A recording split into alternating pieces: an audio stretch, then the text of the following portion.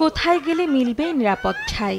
উত্তর অজানা গাজাবাসীর। প্রায় ৯ মাস ধরে ইসরায়েলি বাহিনীর বর্বর হামলায় বিপর্যস্ত উপত্যকার লাখো মানুষের জীবন।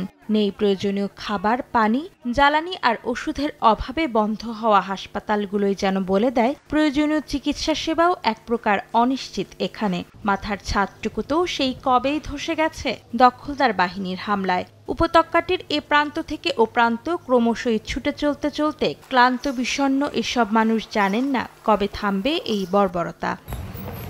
মধ্য গাজায় বুরেজ শরণার্থী শিবিরে ইসরায়েলি বিমান হামলায় ৩ চিকিৎসক নিহত সহ আহত হয়েছেন বেশ কয়েকজন ফিলিস্তিনি। এদিকে দেইর আল বালা শহরের ২টি আবাসিক ভবনে দখলদার বাহিনীর হামলায় প্রাণ গেছে কয়েকজনের। এছাড়াও উপত্যকাটির মাগাজি শরণার্থী শিবির ও ইয়ারমুক এলাকার একটি আবাসিক ভবনে বিমান হামলা চালিয়েছে নেতানিয়াহু বাহিনী। এতে বেশ কয়েকজন আহত হয়েছেন। গেল বৃহস্পতিবার ইসরায়েলি বাহিনী গাজার পূর্বাঞ্চলে বসবাসকারীদের অবিলম্বে সরে যাওয়ার নির্দেশ দেওয়ার পর বাস্তুচ্যুত হয়েছেন কমপক্ষে ৬০,০০০ মানুষ।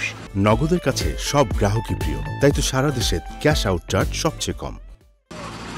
এদিকে ফিলিস্তিনের সশস্ত্র বাহিনী আল কুদস ব্রিগেড উত্তর গাজার সুজাইয়া এলাকায় ইসরায়েলি সেনাদের ওপর হামলা চালায়। এতে নিহত হন ৪ ইসরায়েলি সেনা, আহত হন বেশ কয়েকজন। হামাস জানিয়েছে ছোট ছোট অস্ত্রের সাহায্যে তারা অতর্কিত হামলা করে নেতানিয়াহু বাহিনীর বিরুদ্ধে লড়াই চালিয়ে যাচ্ছে।